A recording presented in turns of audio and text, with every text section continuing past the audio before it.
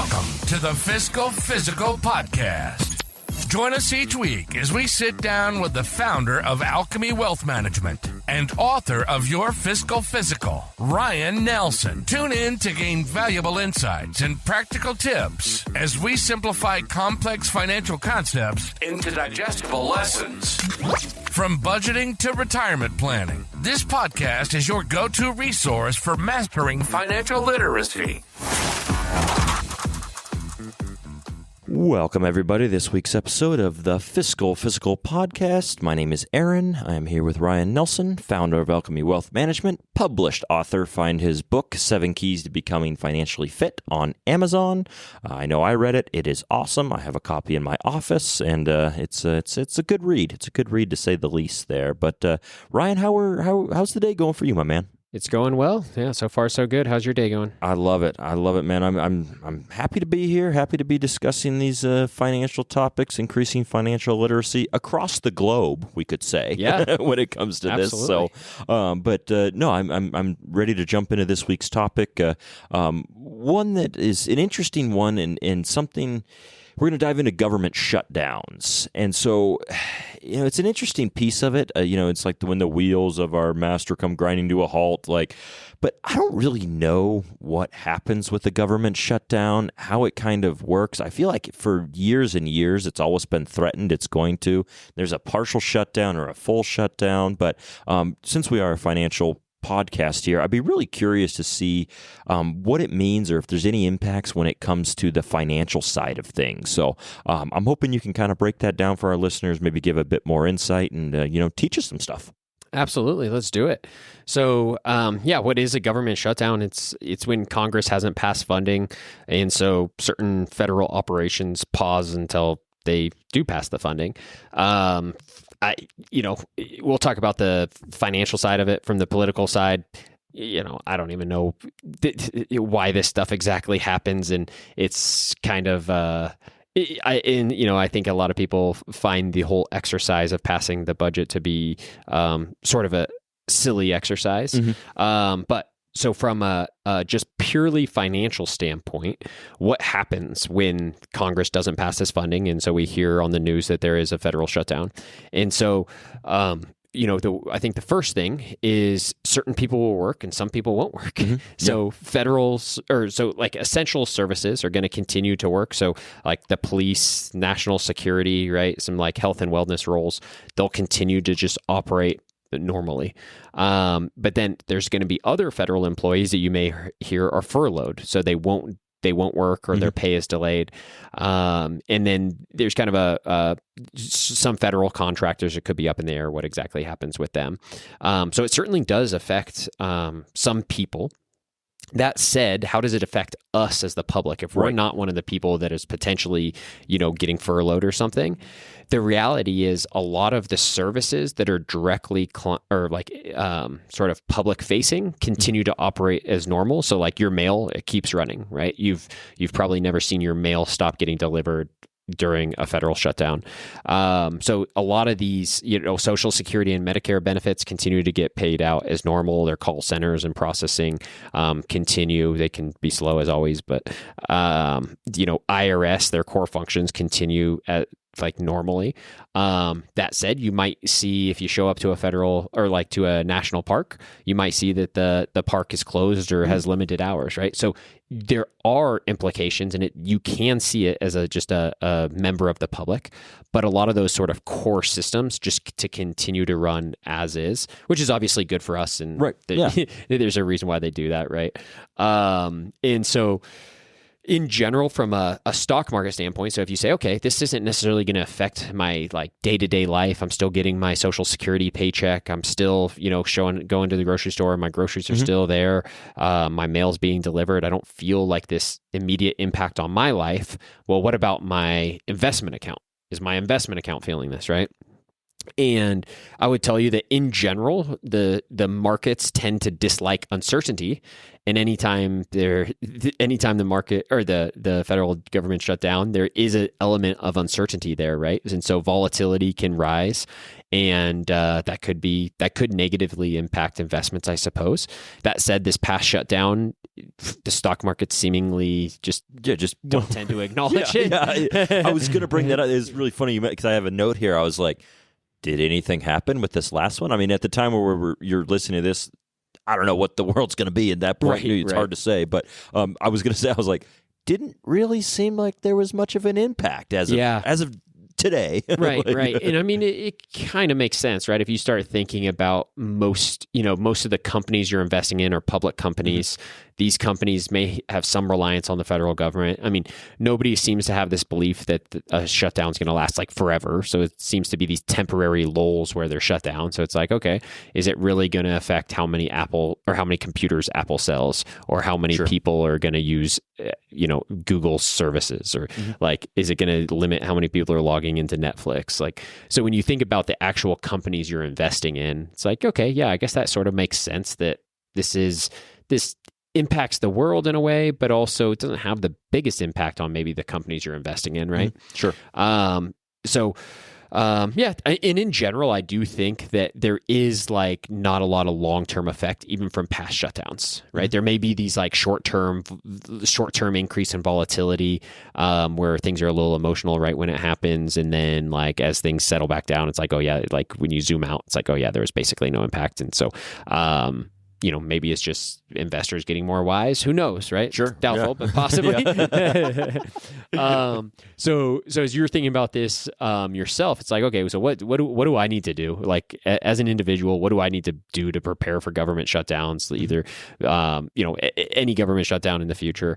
So if you're a government employee or like a federal worker, certainly if you're at risk of being furloughed, that might mean that you'd want to take this into account with your emergency savings. So maybe you need a larger emergency savings than somebody else because your job's at risk of being furloughed, and there's just a larger risk there of receiving less pay or your pay being delayed. So I would certainly be considering that as part of your variables you use to determine how big your emergency funding should be. Other than that, what I would say is avoid any reactionary portfolio moves. So you don't want to sort of panic or make a move that you'll regret a week from now, a month from now, a year from now, right?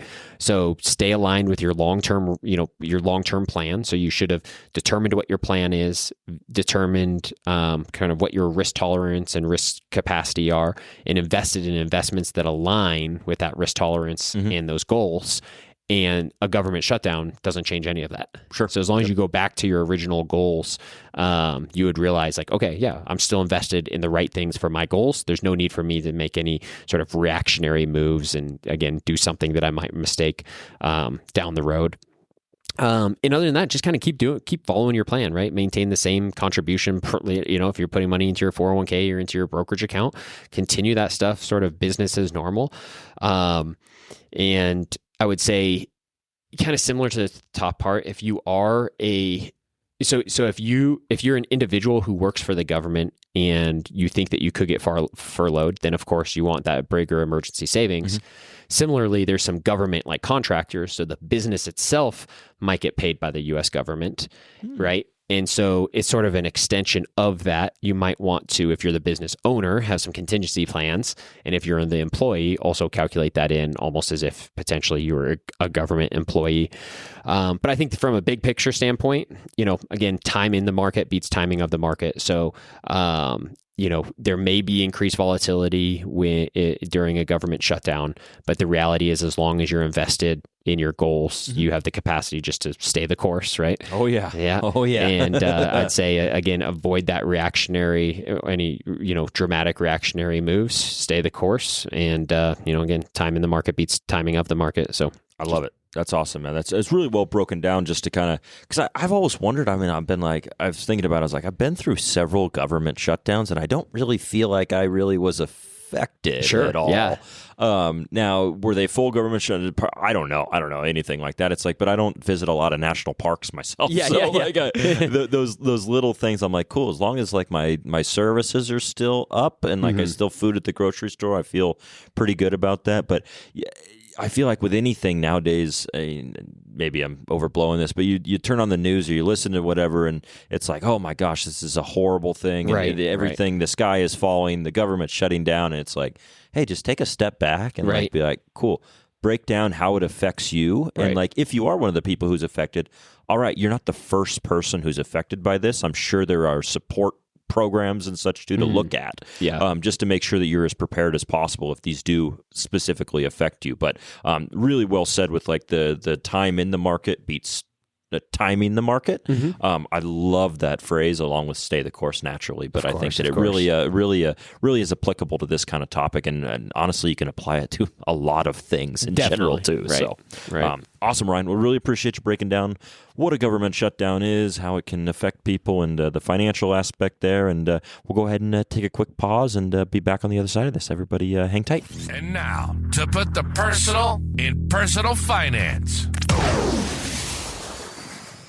Welcome back, everybody, to this side of the Fiscal Physical podcast, here with the personal section here. Ryan, I got a question for you. You ready? Let's do it. All right. So what's the best deal or discount you've ever scored?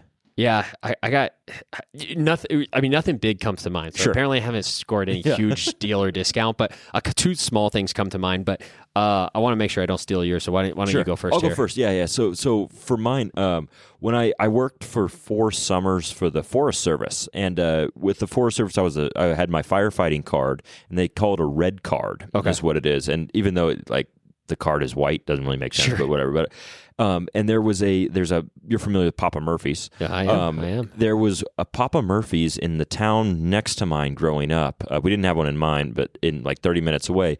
But they had, for firefighters, they had 50% off all pizzas. Nice. So all you had to do was show your red card. And the cool thing is that they never looked to see if your red card was valid or whatever. So I didn't know until my second year working there. Somebody told me, they're like, hey, you should get 50% off. I was like, what?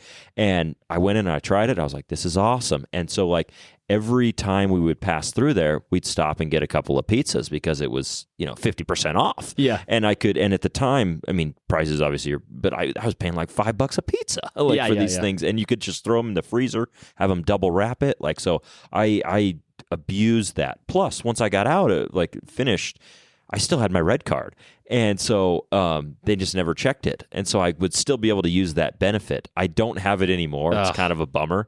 And also a lot of places stopped with that, probably because I was bankrupting them. But you single-handedly stopped the red card deal. Yeah, this guy keeps ordering 50 pizzas. But that was one of the greatest deals I ever had. And I really used it. And I was like, this is great.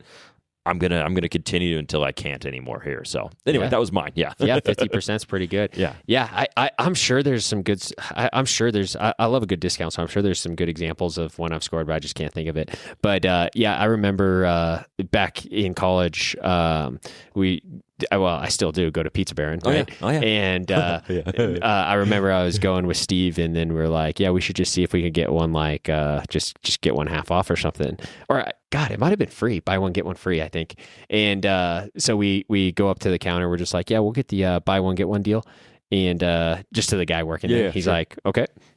We're just what do you want on it? Yeah. And we're just like, wait, what? Yeah. So then we did that every time we went in there, and it's just like we thought we were pulling one over on them, but it's just like I think they just do that. Yeah. I will say that Pizza Baron love Pizza Baron. First off, it's phenomenal. They honestly will kind of honor whatever deal like you say. You're like, yeah, cool, I got this. One of my buddies sent me a coupon, or sent me a screenshot of a picture of a coupon one time, and it was like buy one get one half off and a free fries or something that. And this thing was I don't even know if it was their logo anymore for it, and I just showed the guys yeah, what's this say? And I was like, this. He's like, perfect. And then just rang it up. Yeah. Like you said, yeah. they honor anybody's coupons. Yeah. But another kind of funny example in high school or in college. It was like me, buddy Chris that you know, and I think Vinny. We'd go to the mall, and there was what was it called? Not Sharper Image. There was this Brookstone, and they used to sell these like mini remote control helicopters. Oh, and so it's like $35 for the remote control helicopter or whatever. So we'd get the remote control helicopter. They're like, hey, do you want it's like $4 for like the insurance policy or whatever. We're like, yeah, let's do that. And so then we're like flying these things all over, and they're like, at least back then they were like impossible to fly. Yeah. They're probably easier to fly now. They're probably more stable and stuff. Maybe. But back then they were like impossible to fly. So they'd be just running into the ceiling and walls and stuff because you can't control these things. Or we'd fly them outside and they'd get like stuck in a tree over in the winter and stuff. Yeah. And so then we'd just like fly them all over, it'd break eventually, obviously. And then so we had the insurance policy. So we just take it back to Brookstone. They're like, not a problem. We can get you a new one. And so they'd give you a new one. It's like, do you want the insurance policy on this? It's $4. We're like, yeah. And then so it's just this never ending trip. You just go fly it till it breaks and then you just bring it back. It's just like $4 every time. Exactly. You have your initial investment and it's like just $4 after that. For or whatever it was, right? I don't remember, but that was kind of funny too. That's a great one. We got quite a number of those helicopters for like $4 or whatever. I love that. That's hilarious. I've heard both of those stories too, and I think that they bring a smile to my face every time. I'm like, just taking advantage of maximizing your benefits, if you will. Exactly. So, I've been jonesing to fly a helicopter ever since. A little baby helicopter ever since. Remote control. Oh yeah. Actually, I was at a White Elephant gift exchange. I think last year or the year before. Not yours, but a different one. And I tried my darndest to get this toy helicopter. Like it got unwrapped and I was like, oh, nice. And I was doing the math on where we sat as my wife had one, I had one. And I was like, oh, we're guaranteed this helicopter. Yeah. Like, and then it just did some weird thing happen. I did not see like somebody grabbed it and I was like, you got to be kidding me. You don't need that helicopter. You're 75 years old. Maybe you do. But that's funny. Anyway, I love those little things. But awesome, Ryan. Appreciate it. Challenge the listeners out there. What's the best deal or discount you've ever scored? Let us know. Email us at podcast@alchemywealth.com. Send us a text. Let us know. Post your comment wherever you might be doing that. And appreciate everybody tuning in. And Ryan, I'll turn it over to you, my man. As always, stay the course. Thank you for joining us for the Fiscal Physical Podcast. Until next time, happy listening. And as always, stay the course. If you have a question or topic suggestions, please email us at podcast@alchemywealth.com. If you enjoyed today's discussion, subscribe to the podcast to ensure you never miss an episode. And consider leaving us a rating and review on your favorite platform. This helps other listeners like you find the show. For more resources, you can visit Alchemy Wealth Management's website at www.alchemywealth.com or find your Fiscal Physical, the book, on Amazon. We'd be remiss if we didn't mention that personal finance is just that, personal. Please don't take anything we say as advice. The preceding content is for informational and entertainment purposes only. It's not an offer or a solicitation, nor should it be construed or relied upon for tax, legal, or investment advice. It doesn't consider your personal financial situation or objectives and may not be suitable for you.